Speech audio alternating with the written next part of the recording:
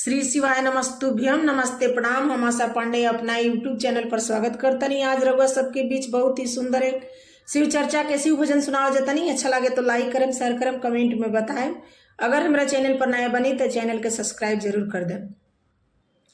कि अगल बगल में चर्चा होला अच्छा लागेला, अगल बगल में चर्चा होला अच्छा लागेला।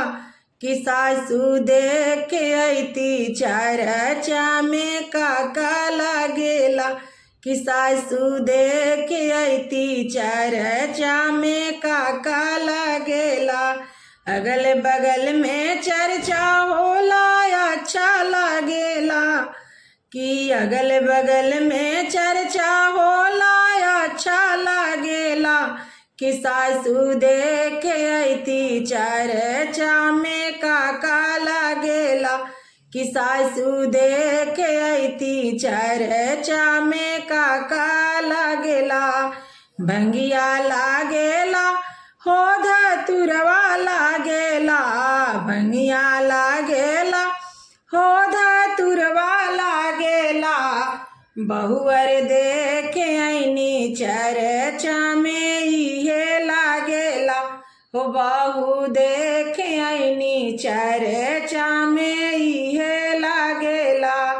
अगल बगल में चर्चा होला अच्छा लागेला, अगल बगल में चर्चा होला अच्छा लागेला। इनन दो देख आई तू चर्चा में काका लागेला, इनन दो देख आई तू चर्चा में काका लागेला। फलवा लागेला ए जी फूलवा लागेला, फलवा लागेला ए जी फूलवा लागेला। भाभी देख आईनी चर्चा में कुछ ना लागेला, भाभी देख आईनी चर्चा में कुछ ना लागेला।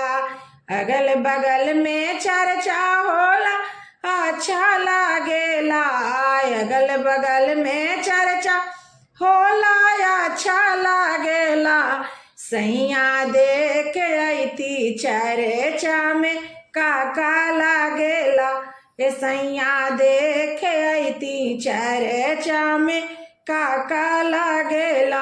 मिश्री लागेला और बादामवा लागेला, मिश्री लागेला और बादामवा लागेला। हम त देख अइनी चर्चा में इहे लागेला, धानी देख अइनी चर्चा में इहे लागेला।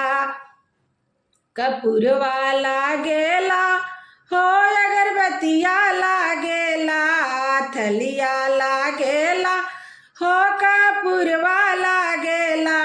धानी देख अइनी चर्चा में इहे लागेला, हम त देख अइनी चर्चा में सब कुछ लागेला, हम त देख अइनी चर्चा में सब कुछ लागेला।